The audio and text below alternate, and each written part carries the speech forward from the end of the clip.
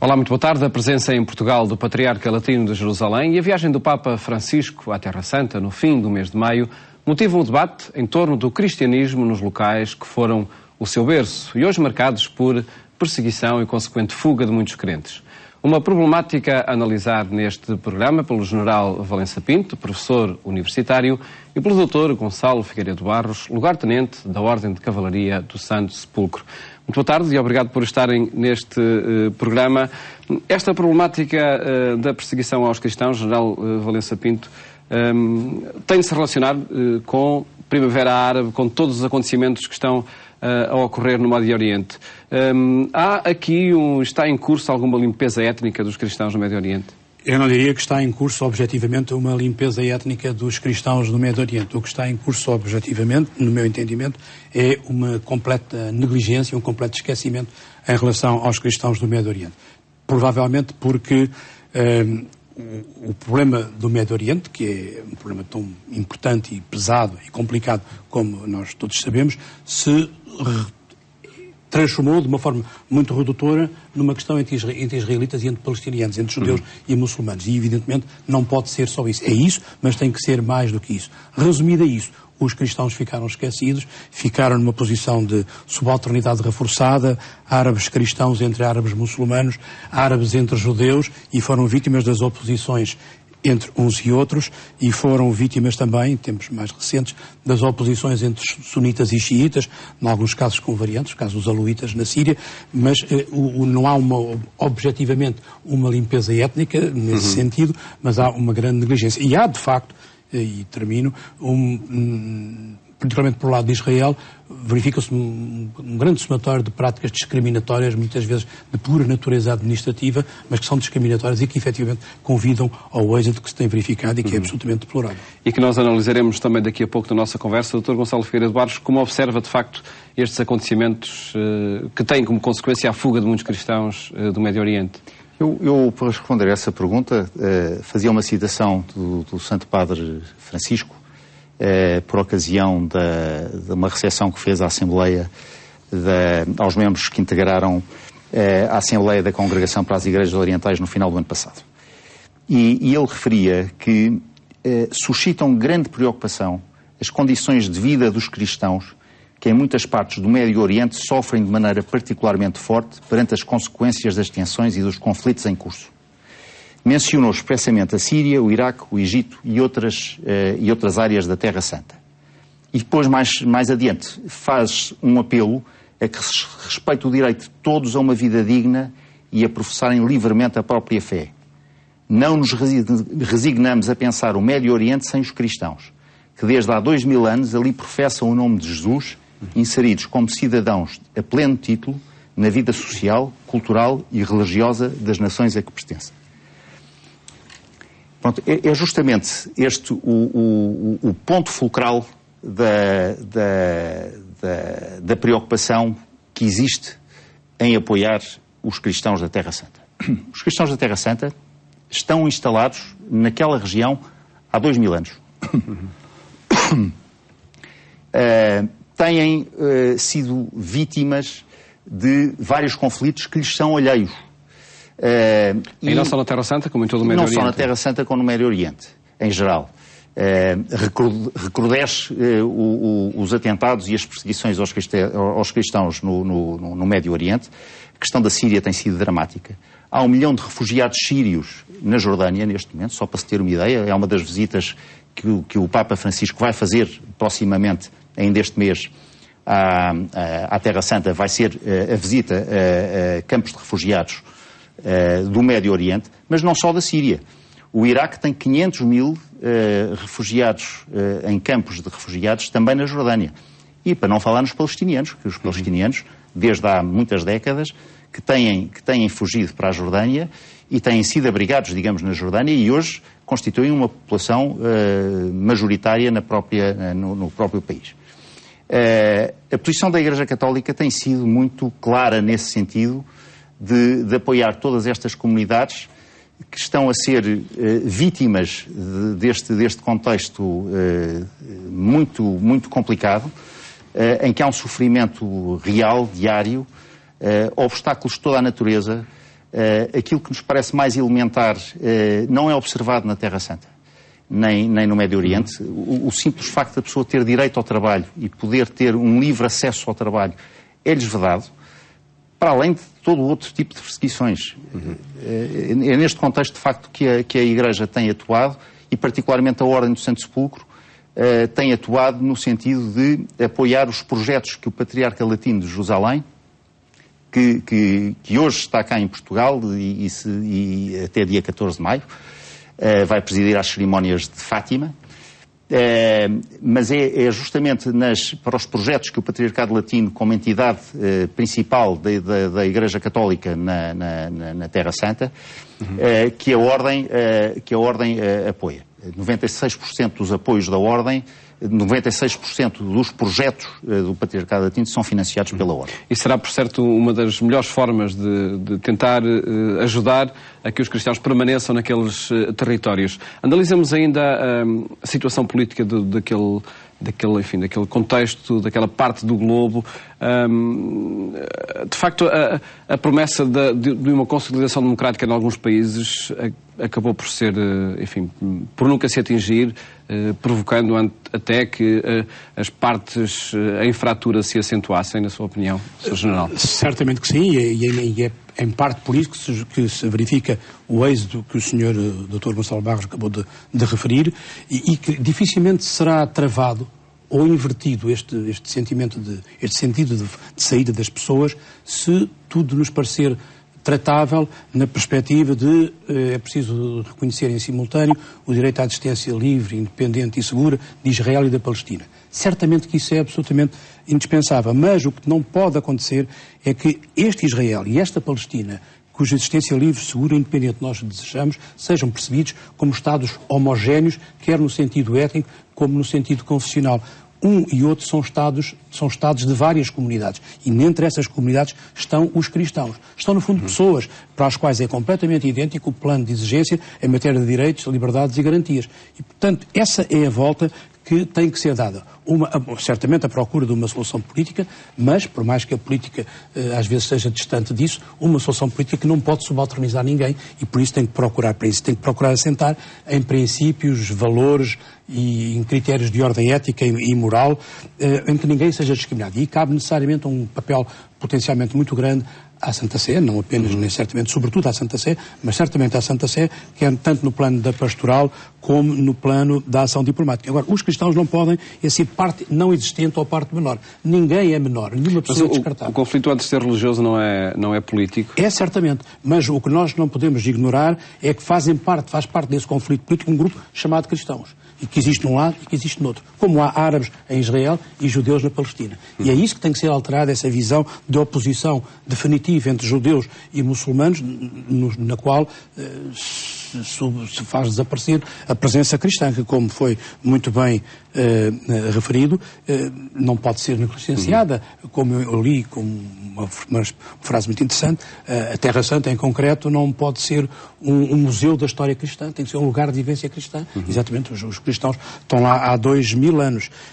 Mas nós vivemos numa época em que a segurança dos indivíduos não pode ser subalternizada em relação à segurança dos Estados. E é isso que é preciso ter presente. E é o que está acontecendo naquela território. Exatamente. Não só ali, mas também ali. E é isso que é preciso, certamente, inverter e alterar. Acentuaria ainda com o Sr. General, no caso dos cristãos na Terra Santa, eles estarão a ser vítimas por parte da comunidade islâmica, sendo considerados infiéis, e por parte também da comunidade judaica, pelo sentimento anticristão que pode estar em crescimento. A primeira vitimização é a negligência a que são sujeitos. Mas depois, efetivamente, assim é. No caso do direito ao trabalho, como foi referido, as dificuldades de vida cotidiana, marcando itinerários específicos que se tornam muito difícil o viver cotidiano das pessoas, imaginando projetos urbanísticos em zonas tradicionalmente de residência cristã, o que só tem paralelo com a trágica política dos colonatos, tudo isso são formas de dificultar a vida das comunidades cristãs. Como é uma forma de dificultar a vida das comunidades cristãs, a criação de alguns entraves à ação de organizações de matriz cristã muito fortes e muito importantes na região, as organizações diocesanas, as organizações afins, de que a Ordem de Cavaleiro de Santo Sepulcro é um exemplo, ou outras organizações já mais do foro da sociedade civil lato sensu, como seja as escolas, e nela sobreleva a Universidade de Belém, ou como seja a Pontifícia Missão para a Palestina, basicamente orientada para o apoio humanitário, cultural, e económico e social aos palestinianos. Tudo isso é tornado difícil. E quando tudo isso é tornado difícil, as pessoas que ainda por cima têm que conviver com uma violência trágica saem da maneira como têm vindo a sair. A população tem diminuído. É muito difícil dar valores exatos porque a dinâmica é de tal maneira grande, no sentido negativo, que é muito difícil ter valores firmes e seguros acerca deste êxito que se constata. Mas os números que com alguma segurança se encontram, mostram reduções absolutamente aflitivas de comunidades que apresentavam 20% há 40 anos e que hoje representam 2, 3%.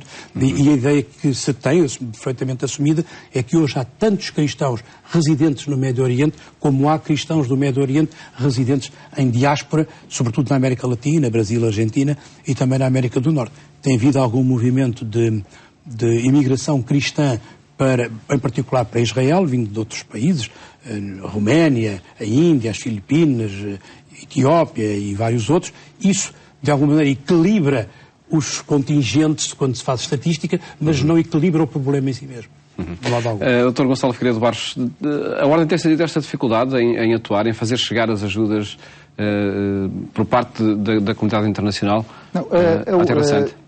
Vamos ver, a Ordem, os donativos que a Ordem dá não são canalizados para Roma, e Roma, que aprova os projetos que são apresentados por sua beatitude o Patriarca Latino, canaliza, digamos, esses donativos para cada projeto que depois fiscaliza e acompanha. Portanto, nesse aspecto dos movimentos da Ordem do Vaticano para a Terra Santa, não há problemas. Os problemas é mais o que é que os cristãos do Médio Oriente esperam do Ocidente. E o problema põe-se aqui. Nós sabemos que os cristãos são hoje o grupo religioso mais perseguido do mundo. Há 200 milhões de cristãos em todo o mundo que são perseguidos ou que não exercem livremente o seu culto religioso. Mais de 2/3 das nações do mundo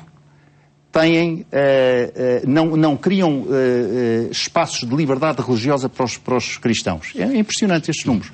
Isso, naturalmente, tem reflexo na maneira como os países e o Ocidente, que tem denegado muito os seus valores cristãos, como é que os países encaram a situação dos cristãos na Terra Santa e no Médio Oriente em geral. Nesse contexto, o que é que de facto o Ocidente pode fazer pelos cristãos na Terra Santa? Não resisto eu peço desculpa de ler aqui mais uma decisão, mas é uma decisão tão impressionante que eu não queria deixar de ler. O bispo maronita, Monsenhor Béchar Arrai, à pergunta de que esperais do Ocidente, ele responde só isto: pouca coisa. Os países ocidentais olham antes de tudo para os seus interesses económicos e políticos, enquanto a comunidade internacional afasta o seu olhar dos problemas dos cristãos do Médio Oriente. Isto representa um bocadinho o que se passa. Quer dizer, se houvesse mais preocupação na salvaguarda e na preservação dos valores perenes, culturais e morais, o mundo certamente arranjaria soluções para que os problemas que existem no Médio Oriente fossem resolvidos.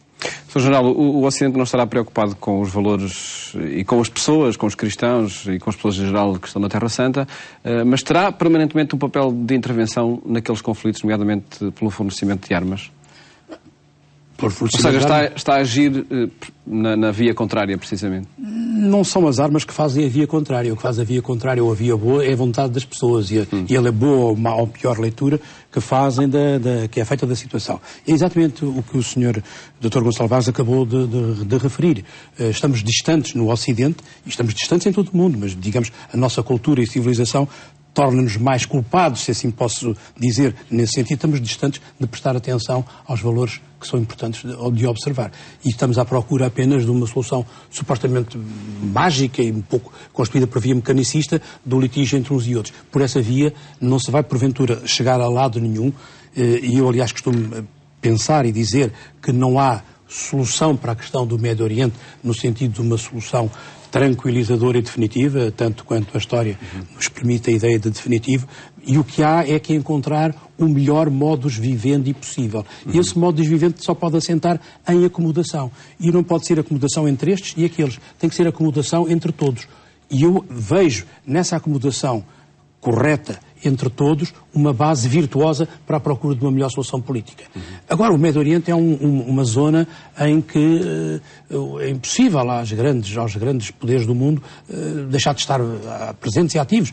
Passam-se lá ou entrecruzam-se lá linhas de atenção fundamentais para a afirmação da União Europeia, por exemplo, para o combate ao radicalismo islâmico, para a segurança energética, para a questão importantíssima da proliferação nuclear. Tudo isso é importante, mas nada disso é abordável de uma forma séria e sustentável se as pessoas, e em particular as pessoas locais, forem desconsideradas no quadro da busca de melhores soluções. O Papa Bento XVI, em maio de 2009, defendeu em Israel o direito a Israel existir e também reconheça-se, afirmou, que o povo palestiniano tem direito a uma pátria independente. Resolver a questão dos Estados não bastará? Até por aquilo que dizia o jornal. Eu acho que é um passo absolutamente indispensável. O que eu acho que não será satisfatório e suficiente é se disser assim: Israel é um Estado de judeus contra estes e aqueles e a Palestina é um Estado de muçulmanos contra estes e aqueles. Não, Israel e a Palestina não se podem perceber a eles próprios e não podem ser percebidos pelo mundo e em particular pelo Ocidente, que tem uma matriz que nós todos praticamos e devemos observar como entes puros neste sentido, como entes homogéneos, nem no sentido étnico, nem no sentido religioso. Uns e em cada um deles há diferentes grupos. Exatamente. E esses grupos têm que poder viver em harmonia e sob a responsabilidade do mesmo Estado. O que tornará mais difícil de resolver a questão. Certamente, mas julgo que só é essa a via. A outra via, o mais que pode... Não vejo, e em particular no tema que aqui nos motiva hoje, na manutenção desta dicotomia, deste antagonismo fundamental entre israelitas e palestinianos, judeus e muçulmanos, e só vista essa luz, eu acho que o máximo a que se pode aspirar é a preservação da presença cristã. Eu acho que isso não é satisfatório. Não basta, não é? Não basta, com certeza.